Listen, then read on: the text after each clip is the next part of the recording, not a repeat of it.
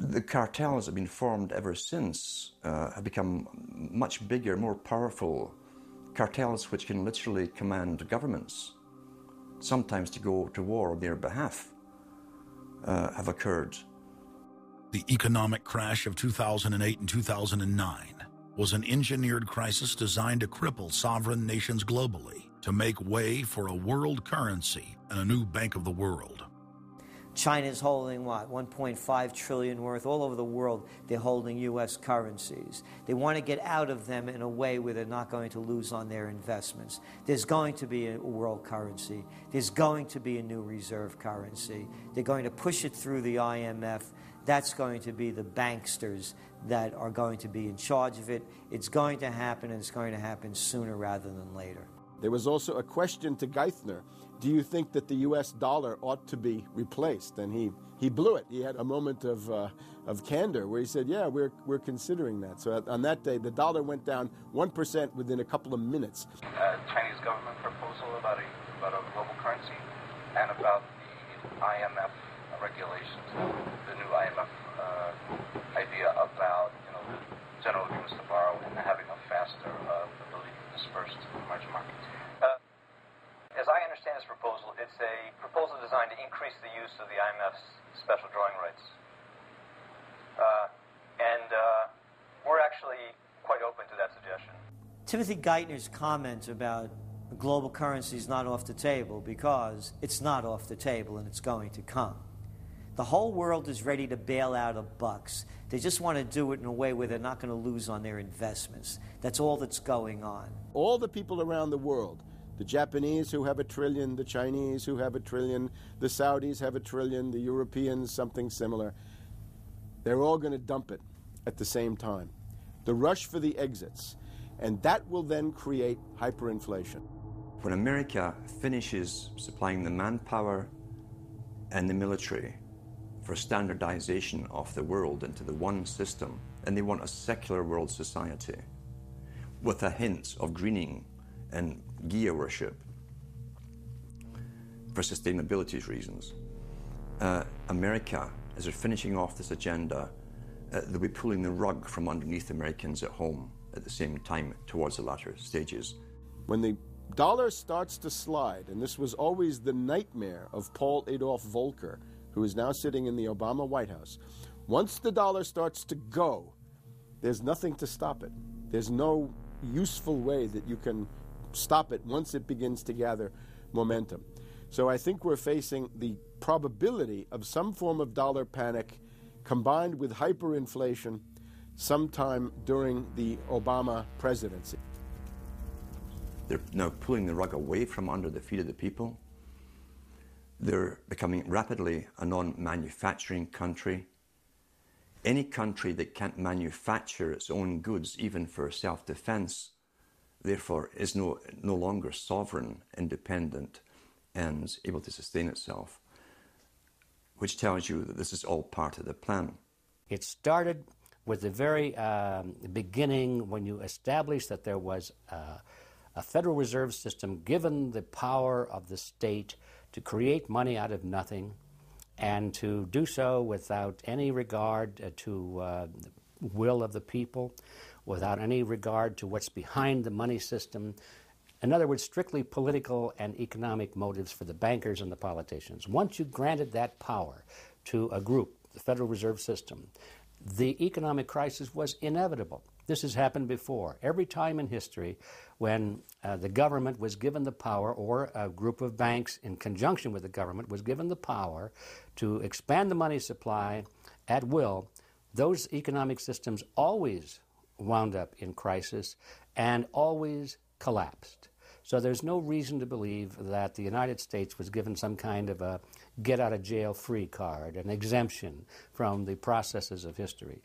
So the economic crisis began at the very beginning, and as a matter of fact, when the founders of the Federal Reserve System met on Jekyll Island back in 1910 and were drafting the Federal Reserve Act, one of the things they discussed was how to pass on the inevitable losses to the taxpayers.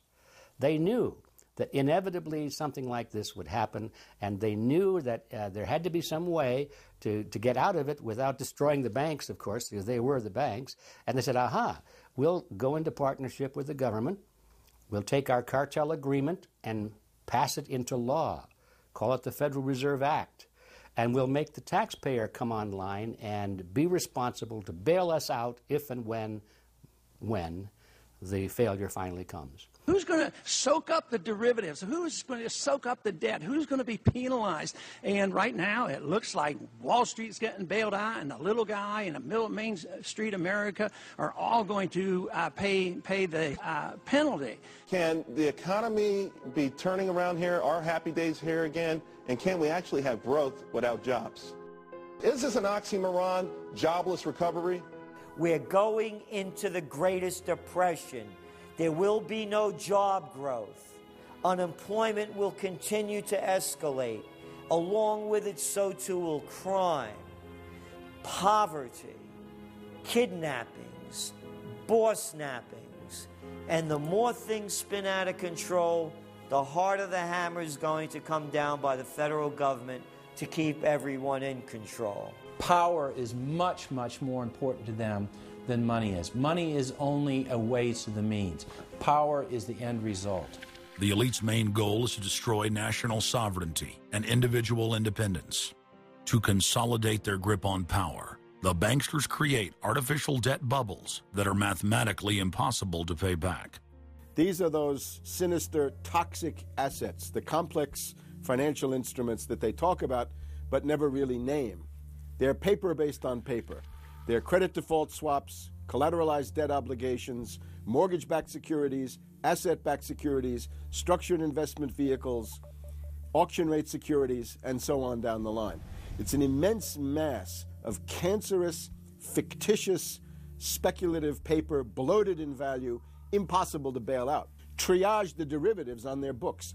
There's no way to bail out a $1.5 quadrillion black hole of derivatives, but nevertheless they tried. The Wall Street cronies are crooks. If you leave the vault to the bank open, these people are going to help themselves. The job of the government is to make sure there's somebody there to make sure the vault is closed, and very few people have the combination.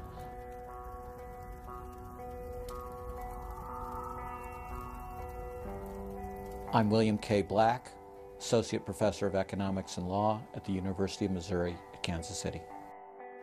I was a senior regulator in a number of different positions during the heart of the savings and loan crisis. On a staff level, I led the re-regulation of the savings and loan industry. The purpose of regulation and effective criminal prosecution is to make sure that cheaters don't prosper, that honest manufacturers win in competition. The primary driver of the current crisis is accounting control fraud. These are frauds led by the CEOs of the major lending institutions and major banks and institutional buyers of toxic waste product. How did it start? It started with mortgages, particularly non-prime mortgages. In September of 2004, the FBI warned that there was an epidemic of mortgage fraud, their words, and that this epidemic of mortgage fraud would cause an economic crisis at least as large as the savings and loan debacle if it wasn't stopped. The FBI found that 80% of the mortgage fraud was being induced by the lenders, not by the borrowers. You know, much of the rage has been against the borrowers, but if you want rage, it should be at the CEOs who became fabulously wealthy by following a strategy based on fraud. The Wall Street people and their friends here at the Federal Reserve and at the U.S. Treasury and down the Washington Mall here at the U.S. Capitol. That's where the damage was done, and if people want to vent their anger, they need to vent it against these people. Between the Bush-Paulson administration and the Obama, Summers, Geithner, Volcker administration, there's really a total continuity of economic and financial policy.